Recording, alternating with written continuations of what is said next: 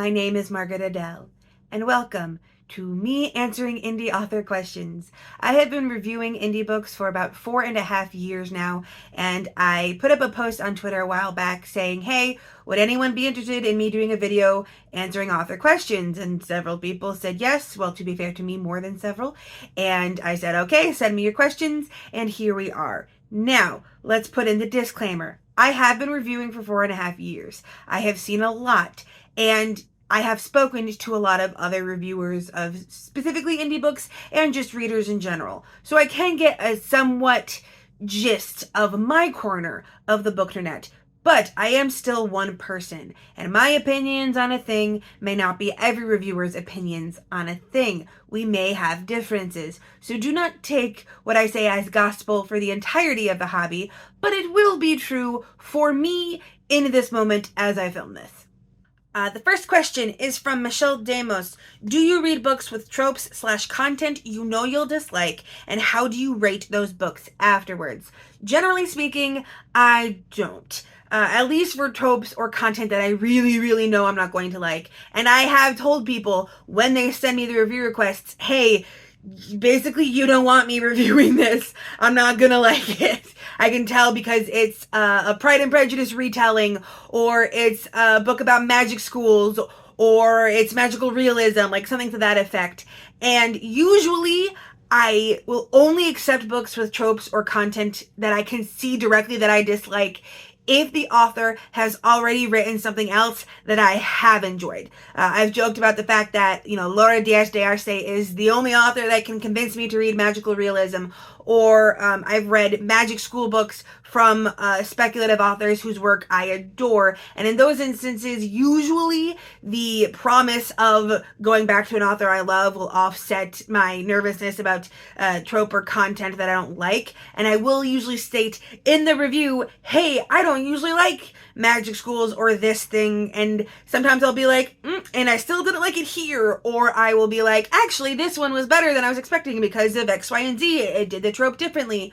However, there are a few major tropes, and we'll get into this a little bit more in other questions, but there are a few tropes that if they pop up in a book, it is an automatic DNF done. And if I DNF a review book, I do not actually do the review. My thought process being that I need to review the entire book, not just a part of it, that it's not fair to be like, I'm going to review this book because technically I'm only going to be reviewing 60% of it or whatever. And as a result, this actually ends up in me having never put up a 1-star review in my indie review playlist because all of those end up being quietly DNF'd. Although it's not fun to have that conversation with authors. Jen Donahue asks, what's the best way, as an indie author, to be clear to reviewers that you aren't going to behave in such a manner as to end up in somebody's author's behaving badly? I'm sure there's no real answer for this. You're kind of right.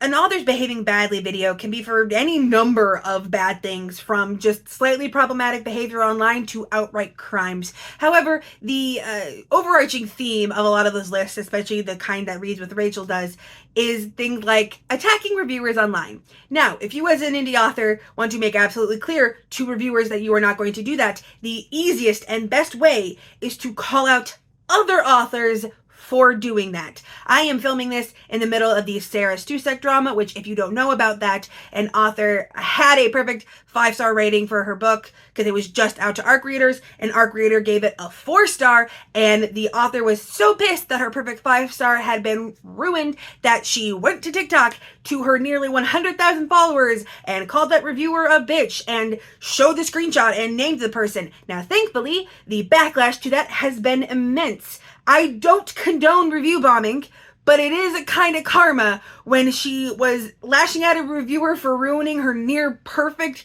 Goodreads rating, and it's now sitting at just above a 1-star. But that being said, what the best thing for an author to do in this instance is to also call it out and say things like, I would never do this, and things like, I would love any reviews. Obviously, they could still be lying, but the willingness to call other authors out by name goes a long way in reassuring other reviewers that you're less likely to do it than that person. It's not going to be foolproof. Again, I've talked about this before. Reviewers are getting more and more anxious over this hobby as more and more authors continue to pull this shit. This isn't even the first time that a reviewer got called out for an objectively positive review. Why do people keep doing that? And of course, the author is doubling down. They were just joking. They're a comedian. You just don't understand. Like, keep calling it out, because that, at the very least, is going to help reviewers keep in mind that if that happens to them, they are very likely going to have a support system behind them in the community should they be the focal point, and that will make reviewers a little bit braver in just reviewing indie books in general. Jason Z. Christie asks, how long is your TBR and should I bother? I overcomplicate my TBR. My current amount of owned unread books is 83, which is actually really low for a bookish content creator. Usually they're much higher than that, and when I started my Lower the TBR challenge, I was at over 400. So I'm actually pretty low comparatively. However, I am still in that TBR challenge, so I have to read 2 books before I accept a new one. So that doesn't mean a no. It means that yes will take a little bit longer because I have to have the books read before I accept another request. Now, I have a short list of TBR, and that is my review books specifically, and that short list is given priority over the general list. So when I am doing my roll for TBR game and a prompt comes up, I will first look at my review list to see if I have any books on that list that fits the prompt before I'll check the rest of the list. This means that I will get through review books faster than I will get through the rest of the list. This does not mean I'll get to them really fast. I've gone up to like 6 months before between reviews, and you just kind of have to accept that it's going to be a really long time. I accidentally waited a year once. That was an accident. It was an oversight plus real life drama, but I have gone up to a year. However, if you want the 5 to 7 paragraphs and 10-minute video, that is the time you're going to have to wait. There are also certain genres that I definitely like or definitely don't like that could help you. Like I mentioned before, I don't do magical realism. I'm not the biggest fan of magic schools. Standard Western European high fantasies are, but I love space operas and monster romances and kitschy books and gay books. Like, I love all that kind of stuff. Now, obviously, I can't give you an entire inclusive list of every single genre and subgenre that I like or don't like by ranking or whatever, but I usually talk a lot about the books I do and don't like, and I can give you kind of some goal to aim for depending on if you have different books that you could offer me. Also, because I work in education, there are certain times of the year that are better suited to review requests because I work in BD, aka children with behavior disorders, so it can get super stressful. And there are certain times of the year that I am just going to have more brain space. One of those being the first of the year, like the first month of the year, when I have reopened to review requests. As I mentioned before, I'm going to begin closing at the beginning of like the holiday season. Mostly because I will still be reviewing books while I'm closed, so my list is going to be emptier. I'm going to be re-energized from that holiday break, and I'm usually going to be jumping into the new year with all of these kind of plans and energy. And the second time of the year that would be a good fit is going into summer break. You'd specifically want it early, like May or June, because usually if you're sending me things in like August, my brain is already turning to the school year. But I have a lot more just space and time in summer break because I don't work over the summer. So that would be the best way to pick that. That doesn't necessarily mean it's going to be an insta yes. I do still have the genres that I avoid, but those times of year specifically are going to increase the chances of a yes. And obviously picking from amongst your work the things you think I'll like best are also going to up your chances. So I would love to say it's worth the bother. I do really long reviews, like 10 minutes of me just talking about your book, maybe even 15. They've been getting longer. And, really long reviews on Goodreads and Amazon. I have sold books before for people. I have had people specifically tell me they bought books because of my recommendation. So, like, I don't know how many, but it's happened. I would like to think I'm worth the bother, but in the end, it's up to you.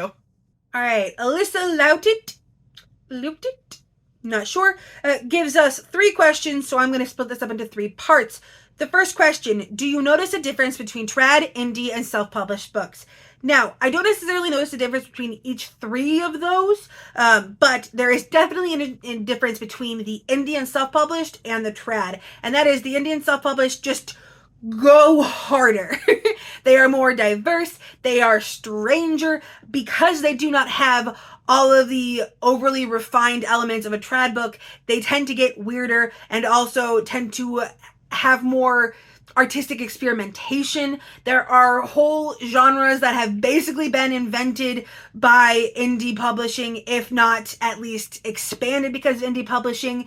There are a lot of diverse genres that have been pushed in indie publishing because trad publishing just relegated them. Like indie publishing, you are more likely to see disabled characters getting to be the fun speculative person, whereas in trad publishing they tend to just be the book club serious stories.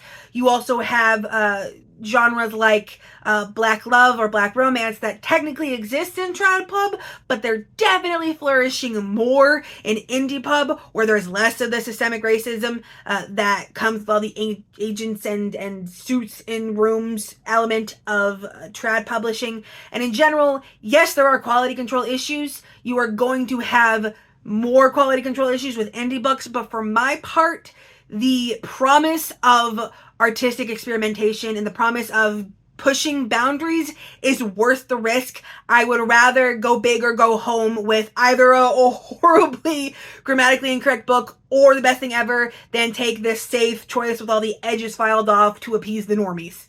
Alyssa's second question is, do you have any red flags or things you see that make you avoid certain books or authors? I don't really have a lot of red flag book things necessarily, because in indie books I know it's really hard to get that good cover, write that good synopsis, that I'll give a lot of grace. However, there are certain things that authors can do online that it is an insta-block right on the will not review list, and one of those is any support of AI whatsoever. That includes art, that includes audio narration, and yes, that includes writing. Even if the author tries to do, oh well, I don't use it. No. One, even if I believe you're telling the truth there, it's very likely that you'll start using it in the future. And 2, you at least know well enough to know that you should claim not to use it, which means that you should really go back and examine why you're supporting it in the first place. And even if they don't and won't use it, they're still promoting a thing that is objectively harming the craft. It is harming the art form because it is opening the door for a bunch of tech bros that don't actually want to be writers trying to speed run passive income, clogging up Kindle Unlimited and clogging up short story submissions to literary magazines. Like, no, I'm done. But the other thing that they can do is any kind of talk about not supporting the idea of negative reviews. So this is a discourse that comes up repeatedly, but I've seen it from so many authors, and they'll say something to the effect of, well, I just don't see why anyone needs to be negative. If you don't see why negative reviews need to exist, you don't understand what reviewing is. And I could go into an entire rant about why it is so vital for reviews to have negative reviews as an aspect to maintain its integrity and not turn it into cheap marketing. But I'm gonna stay on track. I could make that video. I probably will make that video one day. But if the author cannot understand why negative reviews need to exist for reviews to be a legitimate form of analysis and criticism, I'm not even going to risk it. I'm not going to even attempt to be the person that ends up getting called out by them. And yes, obviously, if the authors are calling out reviewers specifically, and that includes being sad on main that you got your first 1-star review. I know some authors don't seem to see that as a call out, but it is. You have singled out an easily findable review and told everyone your sad feelings about it. Please save it for the group chat. Any of that kind of stuff is also an automatic red flag. But basically, if I have any reason to believe that you are using or supporting AI or do not understand the full extent of reviewing in all its forms, I'm just gonna put you on the will not review list, because there's so many indie authors and so many books that any kind of whittling it down is needed and necessary. And thankfully, it seems like both of these aspects seem to be the minority among authors, and that's great because I don't actually like the idea of having a super gigantically long blacklist. That doesn't sound like fun for me. But you know, I gotta be careful. I've had such a great experience with all of the authors I've worked with so far. I can count on my fingers in the 4.5 years I've been doing this, the number of times that I've had to deal with like direct author drama, and I want to keep it that way, so I gotta stick to the flags. I don't know this indie author's name, but their Twitter handle is As Thou Art, and they say, I suppose the obvious question is just how, as an indie author, do I identify people as genuine as you to review my books? I found Goodreads a struggle, and despite joining groups, have identified nobody. Thanks. I'm not gonna lie, I don't know what to do with the phrase as genuine as you in this particular context. I have not necessarily heard about a lot of disgenuine, you know what I mean, disingenuous. That's the word. I have not heard about a lot of reviewers that are disingenuous going around. But fun fact, I did not find indie reviewing. An author found me and asked me to start indie reviewing. I have told this story so many times on my channel, but I love it. And that is basically when I first started my channel, I actually posted a series, The Best and Worst of Indie Books. And upon seeing that series is when Shammy Stovall, the author, sent me an email because she had just literally gone to BookTube and Googled indie books and my channel came up. So right off the bat here, I would actually go to Goodreads specifically to look for reviews, only because it's actually against their terms of service to send DMs for reviews, so you could actually get in a lot of trouble and get banned if you do that on that site. But you can definitely use it to find reviewers that you can then go and research, which is really important. I cannot count the number of times I have heard indie authors complaining about not finding reviewers, and then when I ask, oh, well, what have you done? It's, well, I just offered a giveaway, or I just handed out a bunch of review copies.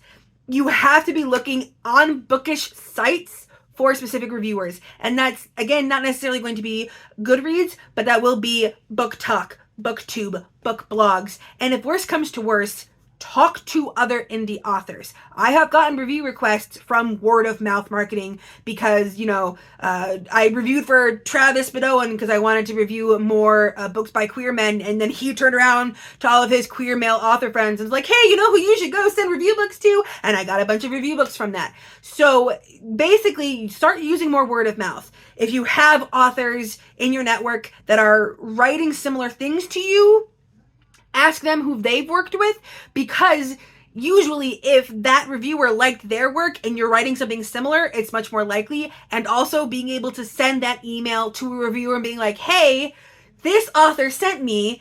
If the reviewer liked working with that author, you're already going to be improving your standing just by default. And also, reviewers really like knowing that authors talk about us. I'm not gonna lie. Whenever I hear that, like, oh, someone brought me up to their writing group, I'm like, oh my God, you did. it's a little bit of an ego inflation. It's fine. But basically, start asking around, start getting involved in the reader side of it, not just the indie author side, and start viewing it more as getting involved in a community in general, not just how can I elevate myself. Because when you start viewing it in those community terms, it becomes a lot more natural to network, to reach out, to find people, than just going into it as, I need someone to give me reviews to elevate my book. And in general, I love the community aspect. I have indie authors that I am like BFFs with, and so I would always encourage that. And in general, you need indie author friends as an indie author, because you don't have this system that Trad has, so you need to essentially build your own system of support. Shammy Stovall herself asks, would you review a book by an indie author you have reviewed before who now has a Trad book? And I'm not gonna lie, I have questions of my own. Miss Stovall, are you hinting at something? But fine, we'll just answer the question normally. I'm assuming in this context that it would be the Trad book that I'm reviewing, and theoretically, yes. This has never happened to me before specifically. I have had self-pubbed authors that I reviewed get into indie presses and then given me review copies of their work, and that's awesome. I would always do that. The big thing being, of course, that the author would still have to offer me a review copy directly, or at the very least have someone in their team offer me it directly. I do not do giveaways. I'm not going to go to NetGalley at the request of an author. If you're requesting it, you need to have the review copy, or at least the ability to get me one. But in general, I'm not against reviewing trad. I have reviewed trad before, especially back in the early days when I was starting to review, but hadn't gotten a lot of review copy traction yet. Like my name hadn't quite gotten out there like it is now. And I went to like places like Bookish First and NetGalley and those places, but I haven't had to do that in a while. And while yes, I'm not against trad books, indie books are always going to be the bigger focus of my channel. However, if I liked the author's work before, I will probably go back. Granted, I would still have to like the synopsis and the title. I would still have to like the vibe, like all of that. But I would not say no just because it was trad. Oleander Bloom sent me a very long list of questions, so I'm just gonna pick some from that list. And one of his questions is, what sort of criteria system do you use for your ratings and your reviews? So I use the 5-star rating, and I don't do half stars. I don't see the point in them because Goodreads and Amazon don't allow you to use them, and it kind of feels like slightly insulting to put like a 4-star in the Amazon like star rating list, but then like, oh, actually it's a 3.5. Like that just feels like a little insult that you don't need to have there. And also my whole thing is, if you're going to use half-star ratings, why not just rate out of 10? Like if it's for your blog, just throw out 5 stars entirely and go with 10. But I prefer the partial in between star ratings to be for aggregates on sites. However, my actual, like, how do I decide? Well, it could either be completely objective and looking at the parts, or feelings, depending on the book. Usually what I try to do is I try to figure out what the author's end goal was and grade it based on that end goal. So like obviously I'm not going to be like, this romance novel was not scary enough, like clearly. And I'll try to do that, but mostly a 5-star is, this book gave me all the feels and I'm so excited and I'm waving it around, which apparently is part of my charm. And there might have been like little teeny tiny things that bothered me, but they were like inconsequential, whatever. 4-star, I'm still feeling really positive about it. I'm probably still going to enjoy reviewing it. But there's some bigger thing that kept me from enjoying it. Like whatever the little thing was that was bugging me was just big enough to like keep in my head for long enough that it was a star taken off.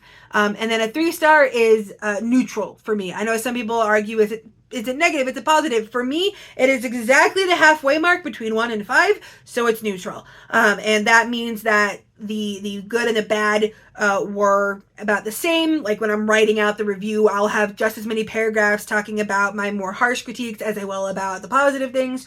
Or it's just a book that it was like, it was good. A good way to pass the time, but maybe I'm not going to go back to it. Maybe I'm not going to really think about it much after that. And that also means in my system that I will not continue the series. I know other people will continue a series regardless. However, because so many things are series, I have to limit it. So I have to stick to things that I know for a fact are going to be really good, or at least good for me.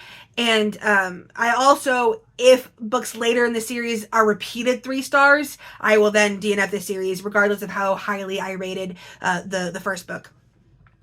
2-star is a book that is mostly negative, but there was some redeeming thing to it that kept it from being totally negative. And in a lot of cases, I'm not gonna lie, it's like, yeah, I dislike most of the book, but queer relationships, so like, add on a star.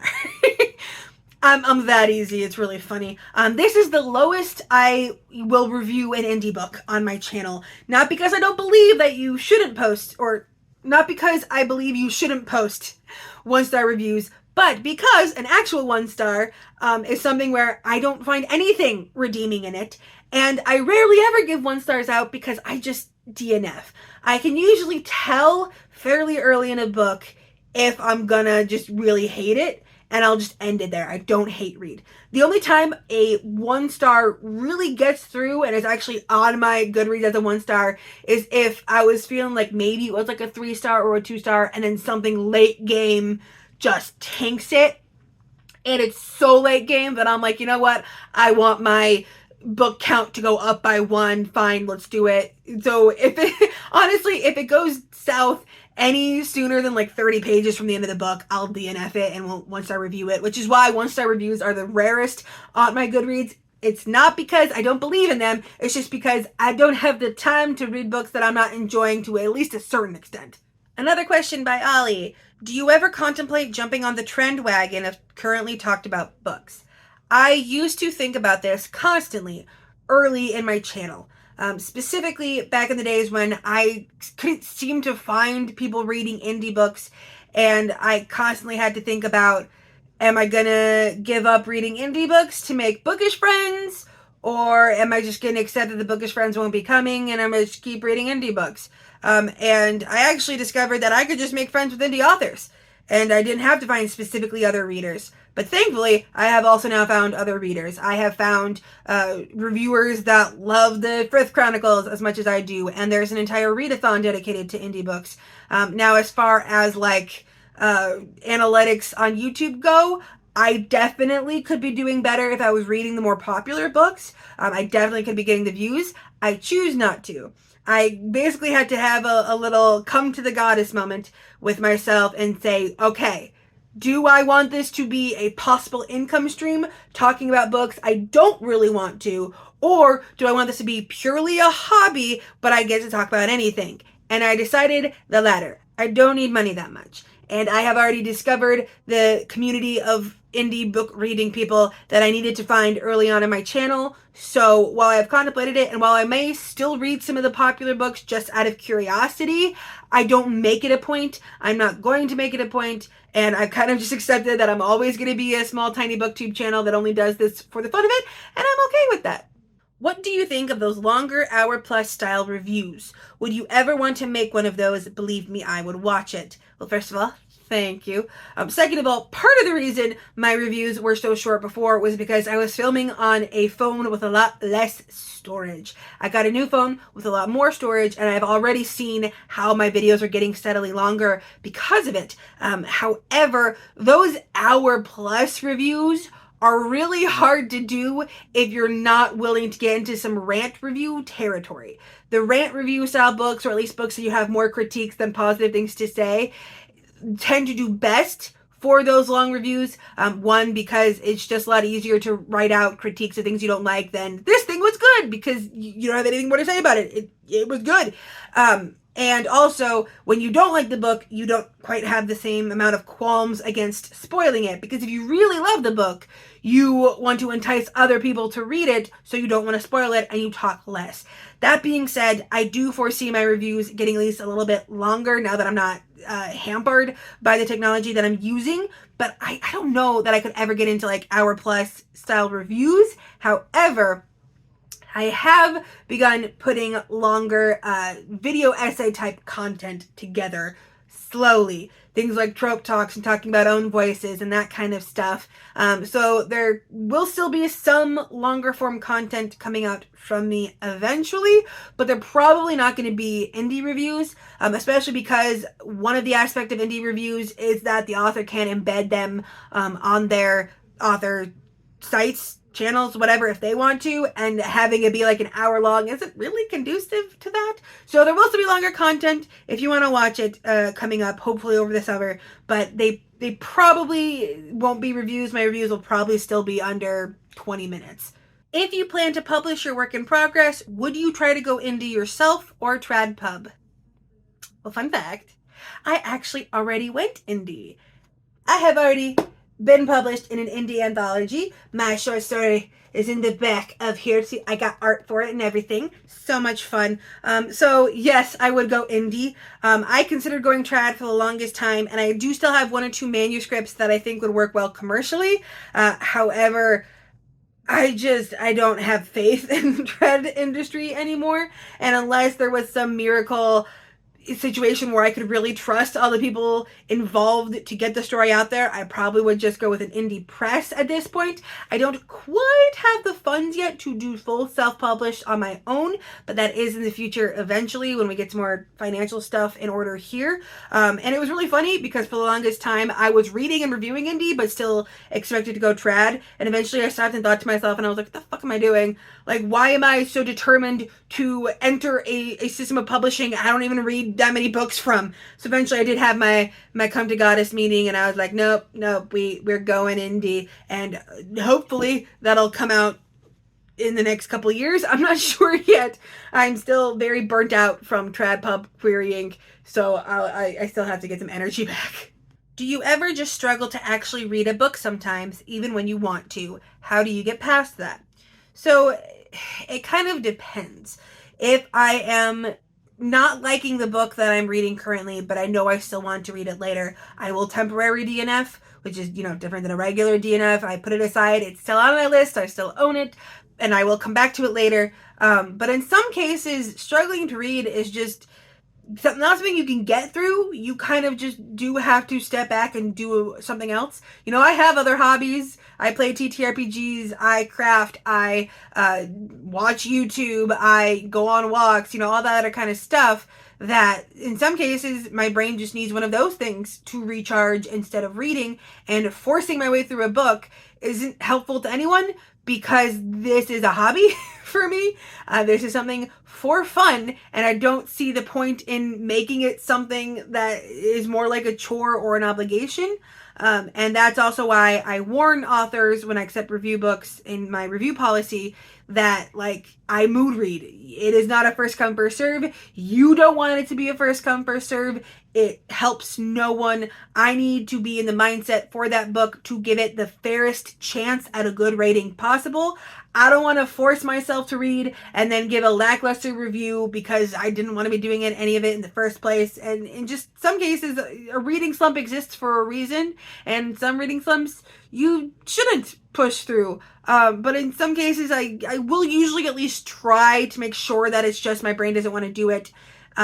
By trying other tried and true genres like Regency romances or shifter romances that I know usually work with getting me back on track. And if that doesn't work, then I know that, okay, my brain's just done for right now. We need a break. All right, and our last question, because my voice is going to start going here. Do you think YouTube-specific reviewers prefer reading bad books for more engagement? What sort of mental toll does that take on you/your reader friends? So the rant review dynamic is kind of a pendulum where we can never seem to stay on level playing field. The discourse is usually going on between rant reviews and toxic positivity, where at one point the community will swing into rant reviews where readers are purposefully picking books they know they won't like just because they want to hate read and rant review, and then that'll get to the point where everyone gets sick of that, and then they will reactionarily go into positive reviews, but then that will go to the extreme and it'll turn into toxic positivity, and you should never be reviewing negatively anyways. And then there will be a reaction to that, and we can't seem to stay in the middle community-wide. I mean, me personally, I have filmed rant reviews before that never got uploaded. Only a couple of them, just because I had to say something. I had stuff in me and I'm like, I gotta talk about this book. The X, Y, and Z is bugging me so much. I had to say something. But most of the time I come to my senses half the time before even the editing stage. Usually gets deleted right from my phone, never even hitting the editing software. But there is still that urge to talk about this thing that's annoying you, because that's just what humans want to do. It might take a slight effect on your mental health, but I think the bigger danger is it can subsume the rest of your content and your reputation, regardless of the full sphere of content you are putting out. I have seen a lot of bookish influencers and creators who will put out a series of rant reviews, but then also put out a bunch of other positive stuff. But because the rant reviews do better in the algorithm and do better just in general audience retention, that's what they become known for. And so their entire reputation can get subsumed by being a hater or by being just negative all the time. And while the meantime, they have all these other positive videos on their channel that no one's paying attention to. I think my friend Reads with Rachel is probably one of the big sufferers of that, where yes, she has the authors behaving badly, yes, she has the kind of rant review type stuff, but she's also talked about things positively in many videos, but that's not what most people go to her for. They go to her for the authors behaving badly, and the more positive stuff gets ignored by the audience. So I think in general, I would not go down that road. I have talked about books negatively, but making a big point of having rant reviews, while cathartic in the moment, is such a tightrope to walk if you don't want it to just take over your entire reputation and your entire channel online. You really have to be careful. I don't hate on anyone else that does it. I think it could have an effect on your mental health if you really start to view books only through the what can I turn into content mode, but there are a lot of bookish creators that fall into that trap, that don't rant review, that fall into the trap of I have to only read what will get me more content or will get me the most views, not specific to rant reviewing. I don't know where we are in the pendulum right now. I think we're probably firmly in the rant reviewing right now, but only because it's reactionary to all the authors that can't stop doing what they're doing. Stop. A 4-star is not a bad review. Why? Why did you do that? Okay, we are done. This took me a lot longer than I anticipated. I guess I just needed a little extra time to formulate all of my answers. And I know that there are probably a ton of other questions that I haven't answered, or maybe questions that came up as the result of this video. And if you have some of those, feel free to leave them in the comments or ask me on Twitter. Maybe if there's a ton, I can do another one of these again, and maybe next time I'll be better prepared. But regardless, with nothing else to say, I hope you have a wonderful day and a marvelous tomorrow.